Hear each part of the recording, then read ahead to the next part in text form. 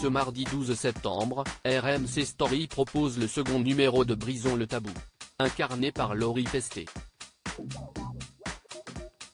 La comédienne est revenue sur les conséquences de sa FIV qui lui ont permis de tomber enceinte de sa petite Nina. Si est-il un nouveau rôle pour Laurie Pestet? Après avoir rempli les salles de concert, joué la comédie et plus récemment réalisé des arches de la série Demain nous appartient, l'artiste touche à toute interview des femmes qui témoignent dans la collection de documentaires, Brisons le tabou. Ce mardi 12 septembre à 21h10 sur RMC Story. Le second numéro, qui fait suite au thème du postpartum, abordera les règles.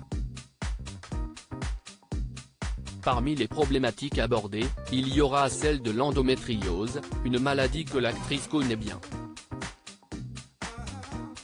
Pour mettre fin à ses souffrances, elle a fait le choix de subir une hystérectomie, et donc de renoncer à avoir un second enfant après la naissance de sa fille Nina en août 2020.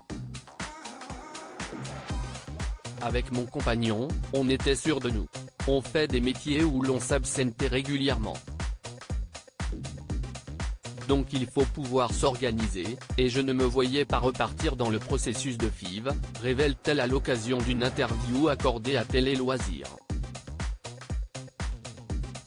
Laurie Pestet se confie sur le processus de FIV, tu vis des montagnes russes pour tomber enceinte, Laurie Pestet a dû passer par une fécondation in vitro. Une période compliquée sur laquelle elle est revenue lors de notre entretien. Ce qui est lourd, ce sont les hormones qui montent et qui descendent.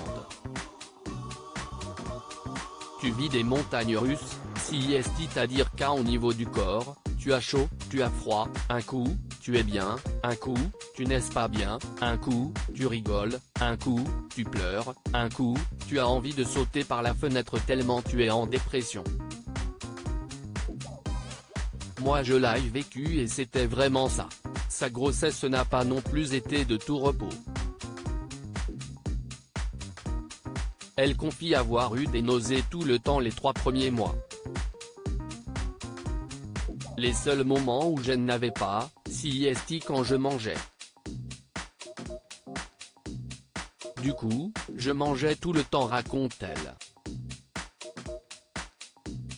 Laurie Pestet revient sur ses motivations pour incarner Brisons le tabou. Je trouvais ça important d'être dans ce wagon-là, un processus difficile dû traverser une des témoins du documentaire Brisons le tabou. Diffusé ce soir et qui a d'autant plus convaincu Laurie Pestet d'incarner cette collection. Elle confie, j'ai accepté parce que ça va aider plein de femmes et plein d'hommes, à se reconnaître, à trouver des solutions, à comprendre des choses dans leur corps et dans le corps de leur compagne. Je trouvais ça important pour moi d'être dans ce wagon-là. Pour l'instant, seulement 2 numéros ont été tournés, mais celle qui a partagé l'affiche de Jean-Luc Reichmann dans Léo Mattei serait partante pour remplir s'il y a d'autres thèmes de prévus.